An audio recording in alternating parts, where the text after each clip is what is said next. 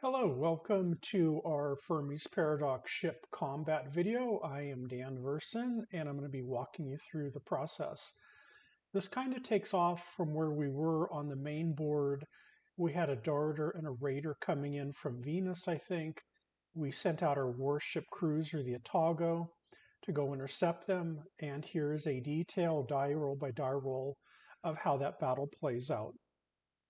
In ship combat, there are 5 turns only because it's assumed that the ships are crossing each other and they have a very limited window to engage each other in combat.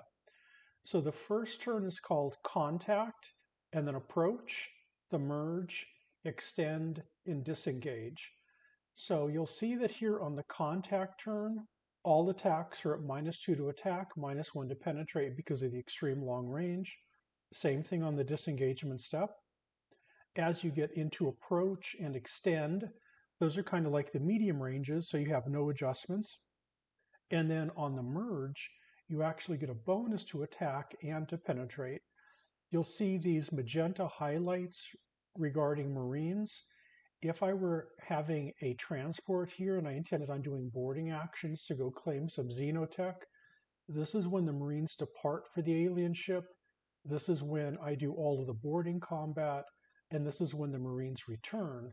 This is important just in case if I end up having to blow up that ship while the Marines are on board, I also lose the Marines.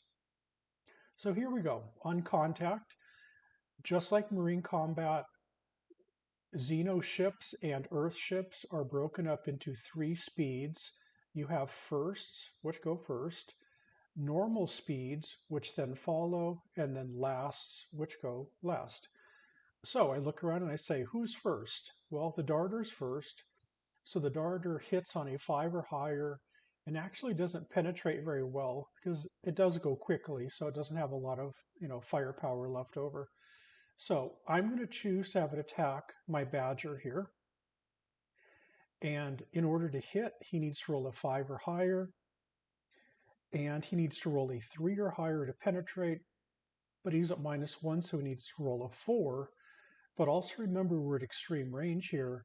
So instead of needing to roll a 5 or higher, he needs to roll a 7 or higher.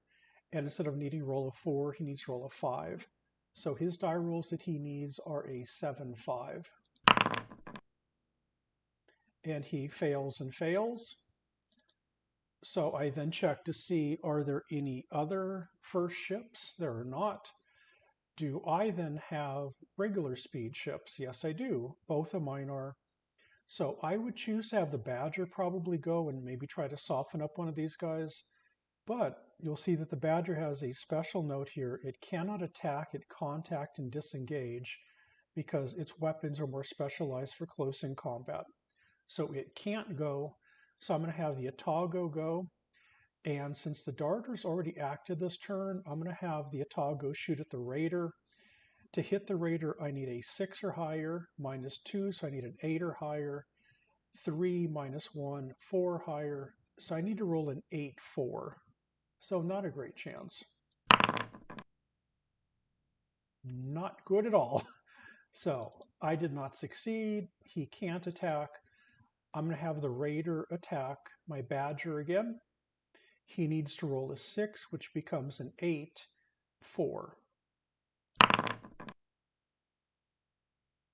Oh, so he did succeed with that. On his attack die roll, failed on his penetration die roll, so he inflicts a wound on the Badger. So now the Badger's at +2, +1 to be hit in the future. That concludes the first turn of ship-to-ship combat. Everybody preps again. Space combat range goes to approach. And the darter now gets to go again. Having him attack the Otago is kind of bad because I freely replace my escorts just like I freely replace my Marine squaddies every turn. If he actually takes out the Otago, that's going to be kind of pricey. So even though my Badger is vulnerable with this +2, +1, I'm going to have the darter shoot at the the Badger.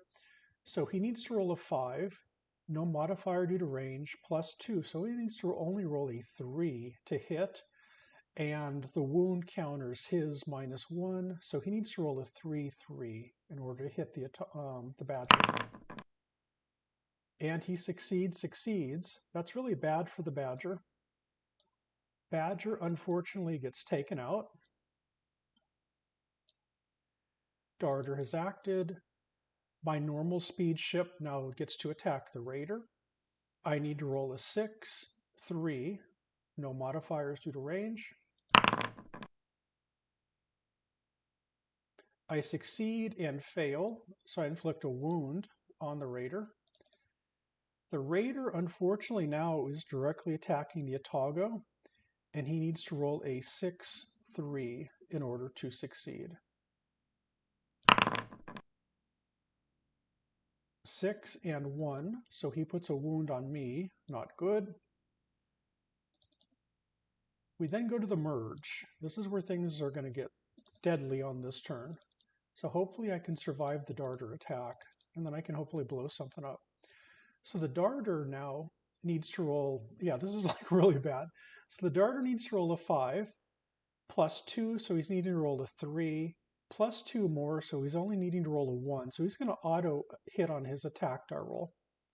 He needs to roll a 3 to penetrate my defenses, plus 1, so he's only got to roll a 2, minus 1, so he's back up to a 3, plus 1, a 2. So he's at an auto 2.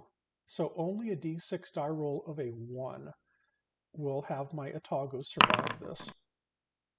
And I do not get the 1. So that means the Atago gets blown up.